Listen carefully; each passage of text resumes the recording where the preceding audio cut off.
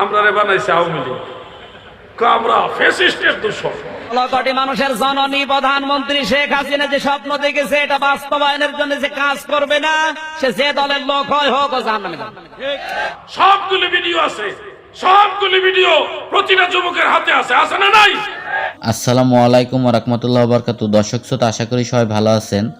বর্তমান সময়ে যারা সুন্নি আলেমদের নিয়ে বা সুন্নি জামাতকে নিয়ে আওয়ামী লীগ ট্যাগ লাগাচ্ছে, যারা মব সৃষ্টি করছে, যে ফ্যাসিবাদের দালাল সুন্নি জামাত এই ধরনের কথা বলছে যারা, আসলে তারা কারা? তারা এক সময় যখন আওয়ামী লীগ ক্ষমতায় ছিল তখন তারা তো আওয়ামী লীগের দালালি করেছে। এই ভিডিওগুলো প্রমাণ আছে, প্রমাণ থাকার পরেও তারা কেন এখন সেইগুলো অস্বীকার করে সুন্নি জামাতের উপরে চাপিয়ে দেওয়ার চেষ্টা করেছে? দর্শক শ্রোতা, এই বিষয় নিয়ে মুফতি আলাউদ্দিন জিহাদি হুজুর তিনি মুখ খুলেছেন এবং কি তিনি কঠিন জবাব দিয়েছেন। চলুন আজকে সেই ভিডিওটি দেখাবো। তবে আপনারা যদি আমার চ্যানেলে নতুন হয়ে থাকেন অবশ্যই চ্যানেলটি সাবস্ক্রাইব করবেন এবং কি আপনার মূল্যবান মতামত কমেন্ট বক্সে জানিয়ে যাবেন। দর্শক শ্রোতা, মুফতি আমির হামজা সাহেব তিনি কি বলেছেন, চলুন প্রথমে তার বয়ানটুক শুনে আসি। কোটি মানুষের জননী প্রধানমন্ত্রী শেখ হাসিনা যে স্বপ্ন দেখেছে এটা বাস্তবায়নের জন্য যে কাজ করবে না, সে যে দলের লোক হয় হোক ও জাহান্নামে যাবে। ফতোয়া আমি দেইনি, কোরআন শরীফ 29 নাম্বার পারা 18 নাম্বার পৃষ্ঠা 13 নাম্বার লাইনে আয়াত নাম্বার হচ্ছে 44। বাড়িতে যে মিলান যে তাফসির পড়বেন সেই তাফসিরেই পাবেন। অলাম না কোন নতিউল মিসকিন। শেখ হাসিনা প্রধানমন্ত্রী এই কথাই বলবে যে শুধু আমি নিজে খেয়ে থাকবো আমি চাই না, সবাই খেয়ে থাকবে। দারিদ্র এবং ক্ষুধামুক্ত বাংলাদেশ গঠন করা আমাদের অঙ্গীকার। এটি প্রধানমন্ত্রী শেখ হাসিনা মনে মনে লেখা থাকে না? বলেন, এইটার থিওরিতে আয়াত, উনি আয়াত দেখে দেখে সিদ্ধান্ত নিয়েছে ভালো কাজ যেই করুক তার মর্যাদা দেওয়া লাগবে। ডিজিটাল বাংলাদেশ গঠন করার জন্য যে স্বপ্ন দেখেছেন তিনি অবশ্যই কোরআনের আয়াত দিয়েই করেছেন, যেটা মুসলমানের নেই। দর্শক শ্রোতা, আপনারা দেখতে পেলেন যে মুফতি আমির হামজা সাহেব তিনি বলেছেন যে 16 কোটি মানুষের জননী শেখ হাসিনা যে স্বপ্ন দেখেছে সেই স্বপ্ন যদি কেউ বাস্তবায়ন না করে তাহলে সে জাহান্নামী। তাহলে কিভাবে সে আওয়ামী লীগের দালালি করছে, কিভাবে শেখ হাসিনাকে সে জননী বলছে, আর এখন সেই দোষগুলো সুন্নিদের উপরে চাপায়া দিচ্ছে। এরা কত বড় মুনাফিক অবশ্যই বুঝতে পেরেছেন।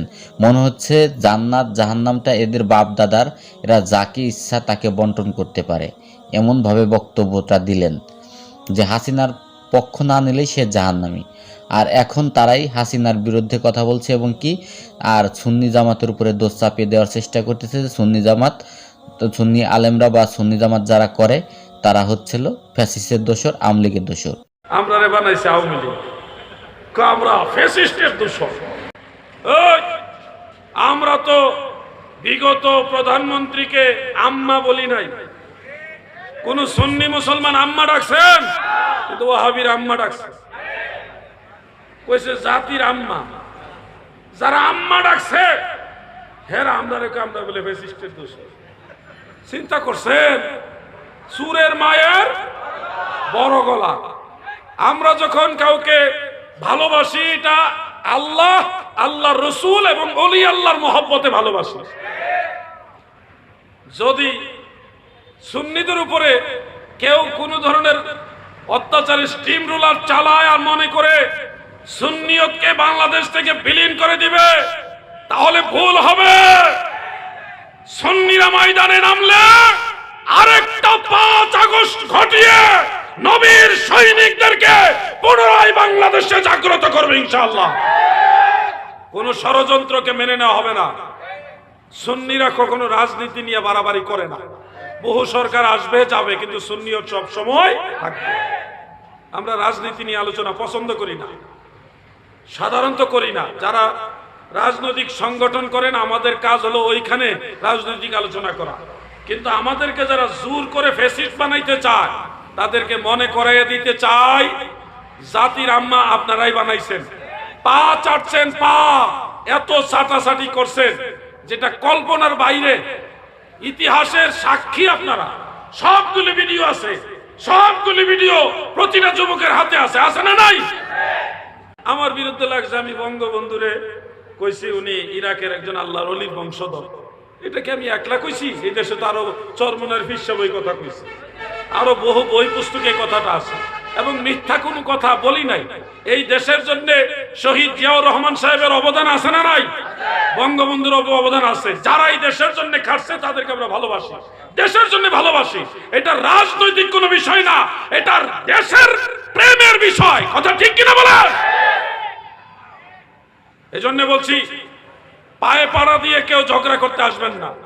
আমরা ওলি আল্লাহদের পক্ষের লোক, যারা আল্লাহর ওলিদের ভালোবাসে তাদেরকে ভালোবাসি। আর যারা ওলি আল্লাহর বিরুদ্ধে তরবারি উঠায়, আমরা তাদের বিরুদ্ধে তরবারি তুলতেও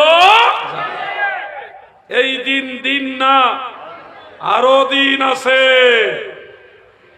এই দিনে টেনে নিবে সেই দিনের কাছে।